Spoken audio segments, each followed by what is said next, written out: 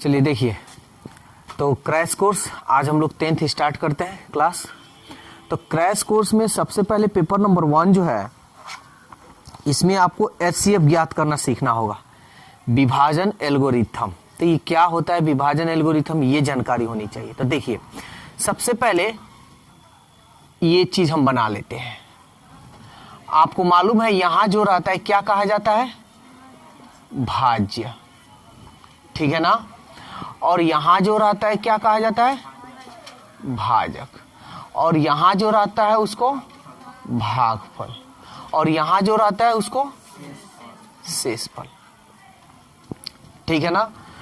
तो अगर कोई भाग दे दे और कहे कि गलत है, आप कहें सही है, तो कैसे उसको जांच किया जाएगा कि सही है कि गलत।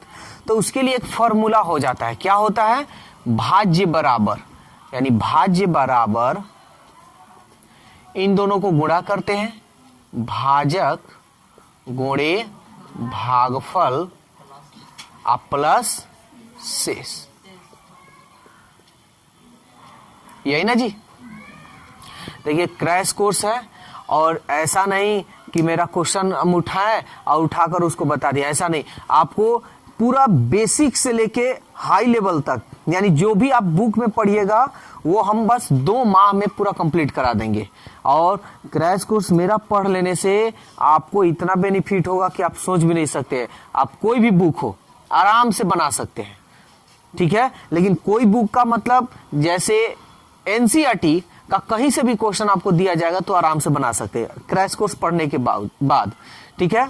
और एग्जाम में जो आपका आएगा, ये मेरे एग्जाम पैटर्न, यानी जो मेरा क्वेश्चन है इसी पैटर्न पर आएगा, थोड़ा सा भी इधर उधर नहीं होगा। तो ये तो आप जान गए, भाज्य बराबर होता है भाजक गुणे भागफल प्लस शेषफल। अब देखिए, हम लोग क्लास 10th में जो यूक्लिड विभाजन पढ़ेंगे उसमें क्या क्या होता है, ठीक है ना। तो सबसे पहले इसको हम लोग बोलते हैं PX, इसको बोलते हैं GX, इसको बोलते हैं QX, और इसको बोलते हैं RX, ठीक है ना। तो क्लास 10th में जो आपका चैप्टर है, तो भाज्य बराबर क्या होगा, यानी PX बराबर हो जाएगा GX into QX, GX into QX, शेषफल RX। और यही जो है ना, इसी को नियम कह दिया गया है यूक्लिड विभाजन एल्गोरिथम। समझ में आया। इसी नियम को नाम दे दिया गया है विभाजन एल्गोरिथम। बोलिए यहां तक कोई दिक्कत है तो ये हो गया आपका यूक्लिड विभाजन एल्गोरिथम, यही आपका मेथड है, ठीक है। इससे ज्यादा इसमें HCF UCF निकालने में और कुछ भी नहीं है। तो चलिए, ये आपको तो याद हो जाएगा। PX भाज्य को कहते हैं, GX भाजक को कहते हैं, भागफल QX को कहते हैं, और शेषफल RX को कहते हैं, ठीक है। ये जो चेक करने का जो फॉर्मूला है, इसी का नाम दे दिया गया है यूक्लिड विभाजन एल्गोरिथम। तो चलिए कुछ अब हम सेट का कुछ क्वेश्चन हम आप लोग, चलिए देखिए जो आपके स्क्रीन पे क्वेश्चन दिया हुआ है, देखिए क्या कह रहा है निम्नलिखित संख्याओं का HCF ज्ञात करने के लिए यूक्लिड विभाजन एल्गोरिथम का प्रयोग कीजिए। यानी यूक्लिड विभाजन एल्गोरिथम द्वारा HCF ज्ञात करना, कोई भारी नहीं है, बस ध्यान से देखिएगा, एकदम इजी होगा। तो हमको इसमें देखना है कि बड़ा कौन और छोटा कौन। तो बड़ा तो ये मेरा दिखाई दे रहा है, और छोटा मेरा ये है, ठीक है ना। तो ये एक तरह से आपका रफ हो गया। आप इसको ऐसा कीजिए, यहां पे मत लिखिए, ये आपका जो है ना रफ हो गया, यहां पे आप लिख दीजिएगा रफ। तो 38,220 में भाग दीजिएगा आप 196 से, ठीक है। तो भाग देते हैं, ध्यान दीजिएगा, हम यहां लिख देंगे चूंकि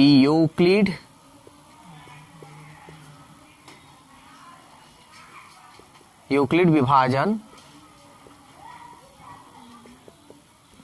एल्गोरिथम से। तो चलिए भाग देते हैं।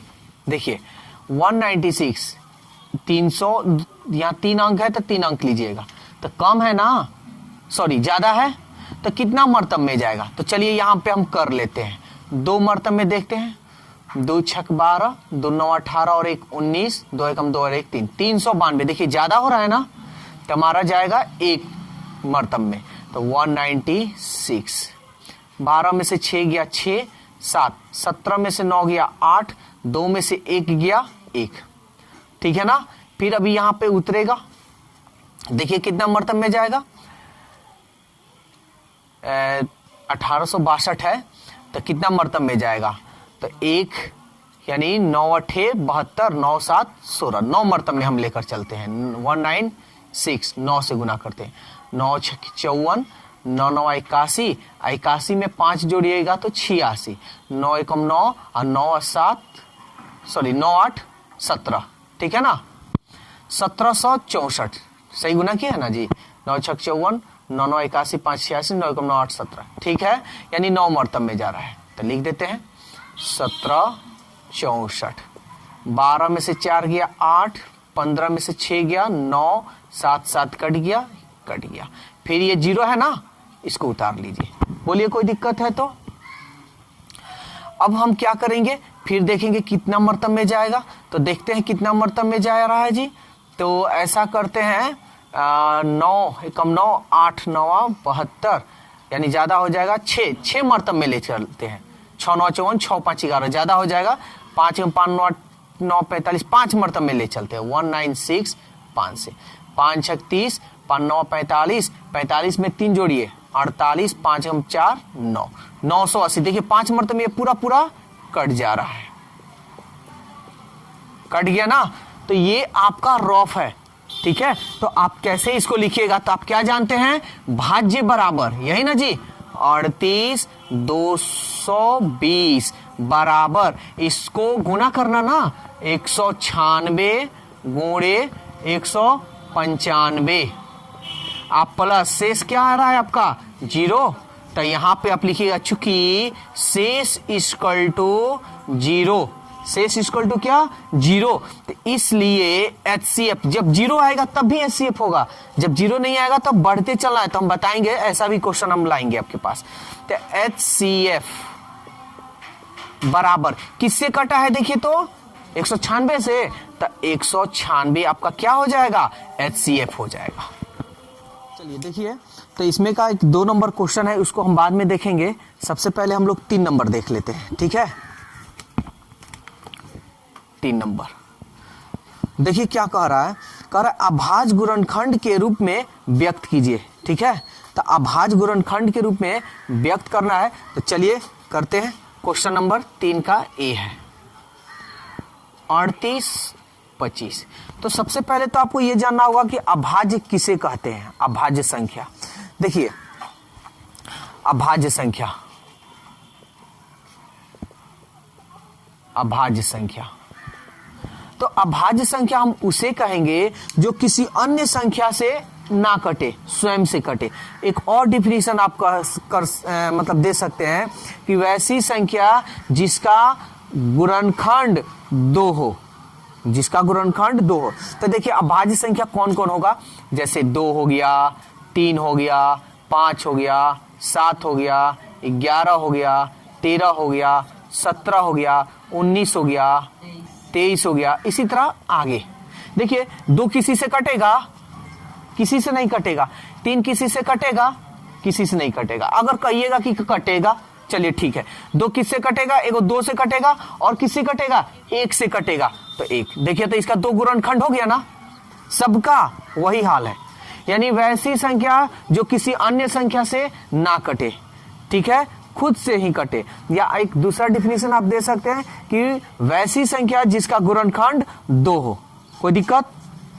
तो अब देखिए हमको अभाज्य गुणनखंड निकालना है, तो अभाज्य गुणनखंड कैसे निकालेंगे, तो सबसे पहले 38 25 यहां लिखेंगे। तो सबसे पहले किससे कटेगा, तो पहले आपको देखिए हम ये नियम बता चुके हैं कि 2 से 3 से 5 से 7 से ये कैसे कटता है, और नहीं याद है तो इसके लिए आपको प्लेलिस्ट में वीडियो दे दिए हैं, उसमें आप जाकर देखिए और पूरा डिटेल्स दिया गया है, उसमें आप देखकर समझ सकते हैं।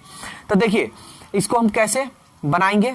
तो अभाज्य गुणनखंड सबसे पहले हम देखेंगे क्या ये 2 से कटेगा, नहीं कटेगा। क्यों? क्योंकि इकाई के स्थान पे 0 2 4 6 8 नहीं है।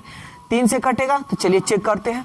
तो 3 से अंकों का योग से हम समझते हैं ना, चलिए करते हैं। 3 8 11, 11 2 13 5 18, 18 3 से कटता है ना, तो इसलिए हम 3 से इसको कटाएंगे, कोई दिक्कत। 3 एकम 3, 3 दूनी 6, 2 बचा 2 गया 22, 3 सत्ते 21, 1 बचा 3 पचे 15। बोलिए कोई दिक्कत है तो फिर देखते हैं 3 से कटेगा।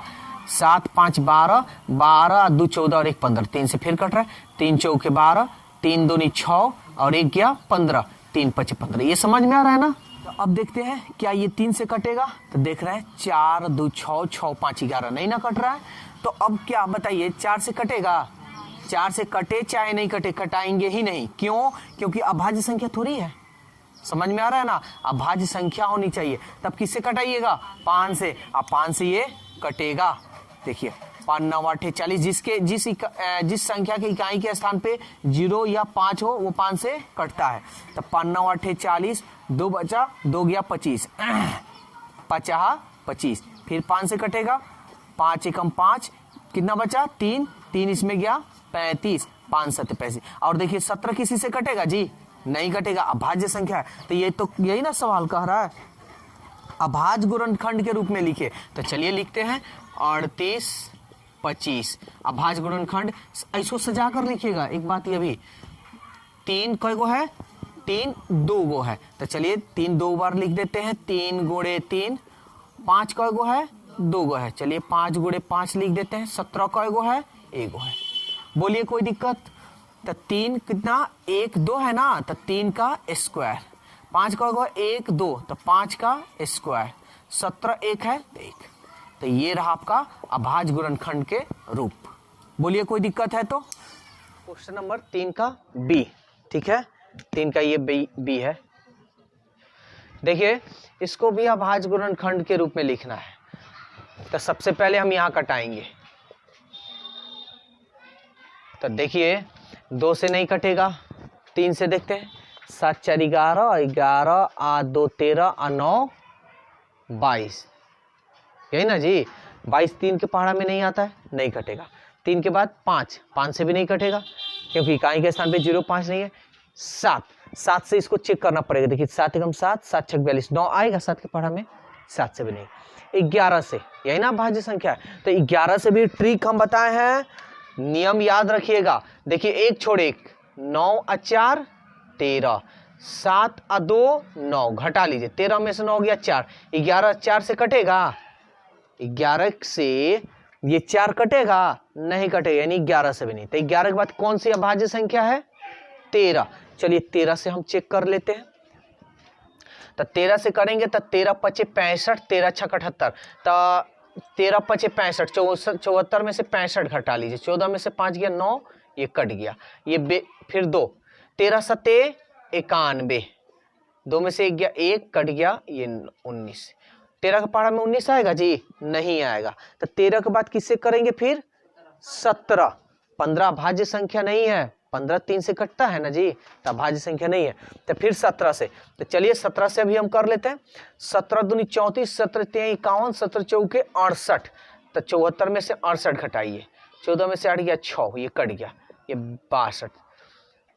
तो 17 पचे 85, ज्यादा हो रहा है ना। 17 चौके 68, ज्यादा हो रहा है। 17 3 51, 2 में से 1 गया 1, 6 में से 5 गया 1 और ये 9, 17 सत्ते 119, यानी 17 से ये कट रहा है। तो कट रहा है तो चलिए 17 से कटाते हैं। 17 से कटाए हैं तो कितना आया है? 119।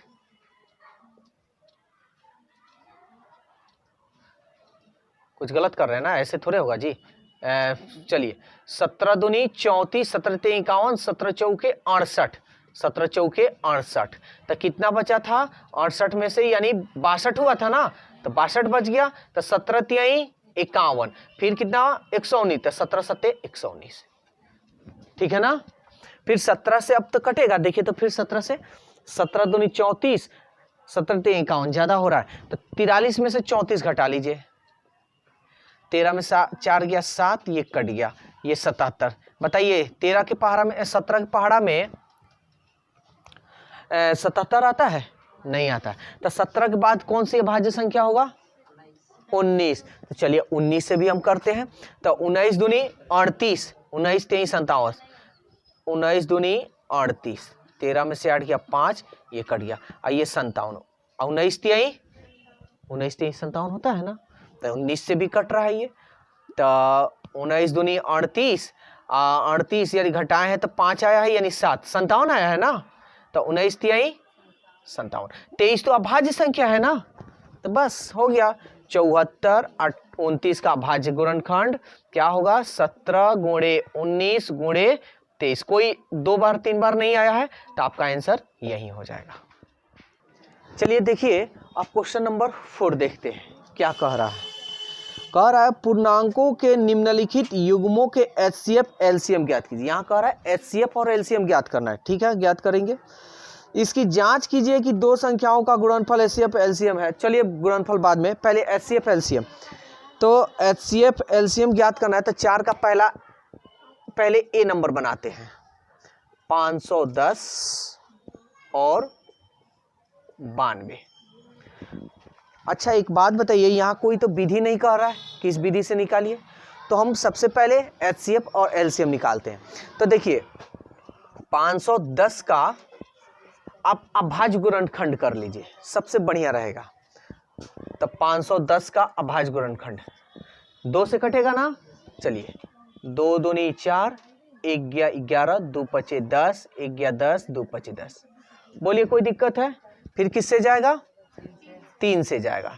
3 8 24, 3 5 15। अब किससे? 5 से। 5 एकम 5, 5 7 35। सब बेसिक मैथ में हम पढ़ाए हुए हैं, ठीक है। बेसिक जिनका स्ट्रांग है, क्रैश कोर्स तो समझिए कि पूरा एकदम जबरदस्त वो लोग पढ़ेंगे। तो 2 गुणे 3 गुणे 5 गुणे 17, यहां तक कोई दिक्कत है तो बोलिए। फिर 92 का अभाज्य गुणनखंड कर लीजिए। 2 चौके 8, 2 छक 12, 2 दूनी 4, 2 3 6। अब तो नहीं जाए ना, 2 चौके 8, 2 छक 12, 2 दूनी 4, 2 3 6। अब तो नहीं जाएगा किसी से, तो 92 है। तो 92 का अभाज्य गुणनखंड 2 गुणे 2 गुणे 23। कोई दिक्कत? सबको अच्छी तरह समझ में आ रहा है? ठीक है। तो अब हमको निकालना क्या है? तो HCF निकालना है और LCM। तो ध्यान से समझिएगा, यहाँ पे HCF का फुल फॉर्म होता है हाईएस्ट कॉमन फैक्टर। इसको हिंदी में हम बोलते हैं मसा। हिंदी भी लिख दे रहे हैं कि कोई दिक्कत ना हो। तो ध्यान दीजिएगा HCF में क्या होता है, कितना दुगो है ना, दुगो का ना अभाज्य गुणनखंड निकाले हैं। तो HCF में ये होता है कि जो मिलेगा वही आपका HCF होगा, जो नहीं मिलेगा उसको छोड़ देना है। तो देखिए तो क्या मिल रहा है, 2 मिल रहा है ना, लिख दीजिए। 3 इसमें है 3, छोड़ दीजिए। 5 इसमें है 5, छोड़ दीजिए। 17 इसमें है 17। अब तो कुछ नहीं मिल रहा है, तो आपका बोलिए कोई इसमें दिक्कत है तो क्लियर। LCM, LCM को हिंदी में बोलते हैं लसा। तो देखिए LCM में क्या होता है, जो मिलेगा उसको भी लिखेंगे और जो नहीं मिलेगा उसको भी लिखेंगे। तो चलिए देखते हैं, यहाँ 2 मिल रहा है ना, तो 2 लिखते हैं, कोई दिक्कत। फिर देखिए और कहीं 2 इसमें दिखाई दे रहा है ना, है, इस 2 को भी लिख देना है, जो मिलेगा वो भी है, जो नहीं मिलेगा वो भी। समझ में आ रहा है? फिर देखिए 3 इसमें है कहीं 3, लेकिन फिर भी क्या करेंगे, लिखेंगे, लिख दीजिए। इसमें 5 है कहीं 5 इसमें नहीं है, फिर भी क्या करेंगे, लिखेंगे। इसमें 17 कहीं है, इसमें 17 नहीं है, फिर भी क्या करेंगे, लिखेंगे। 23 इसमें है कहीं 23, लेकिन फिर भी क्या करेंगे, और कोई ऐसी संख्या नहीं ना है जो छूटा है, कंप्लीट। अब देखिए इसको गुणा कैसे करते हैं। 2 दूनी 4 तिहाई 12 पचे। देखिए यहाँ 60 लिख दे रहा है, ये 0 है ना, इसको छोड़ दीजिएगा, 6 बच गया। 6 से कीजिए, 6 में 17 से कीजिए, 17 छके 102, और 102 में 23 से कीजिए, 102 में 23 से करते हैं। 23 दूनी 46 और 23 से कम 23, आप लोग गुना कर लीजिएगा, ठीक है ना, 2 3 6, 2 2 4, तो इतना तो आ गया 23 46। आप क्या छोड़े हैं, एक जीरो छोड़े हैं ना, जीरो बैठा लीजिए, तो ये आपका रहा एलसीएम। बोलिए कोई दिक्कत है तो। लेकिन अभी रुकिए, अभी देखिए क्या कह रहा है यहाँ सवाल में, ये भी कह रहा है जांच कीजिए कि एलसीएम और एचसीएफ आपका जो अभी आया वो सही है। तो यहाँ सवाल में कह रहा है कि दो संख्याओं का गुणनफल, जांच में यहां लिख दे रहे हैं,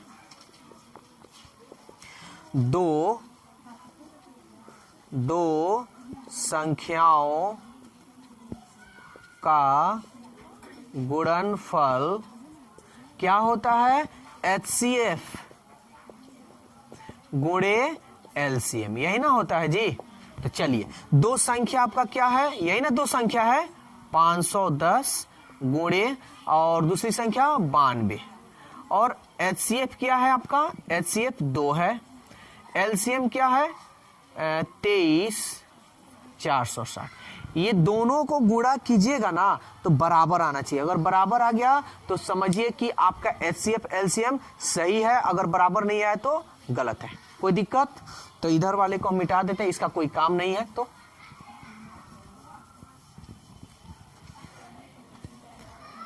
तो देखिए गुना हम करते हैं 92 में 51 से, ये जीरो है छोड़ दिए हैं, 2 9 5 दूनी 10, 5 9 45 और 1 46, 2 9 6 4 और एक जीरो छोड़े थे ना, ये जीरो यहां बैठा दीजिए। तो कितना आया 46 920 बराबर, इसको गुना करने पर देखिए, तो क्या आ रहा है, 0 2 छक 12, 2 चौके 8 और 1 9, 2 3 6, 2 दूनी 4। देखिए तो ये बराबर है, सॉरी 4 यहां छूट गया है, बराबर है ना, 46 920 46 920 बराबर है, इसलिए हमारा ये प्रूव हुआ, यानी जांच सत्य है, या HCF LCM जो आपका आया है वो सही।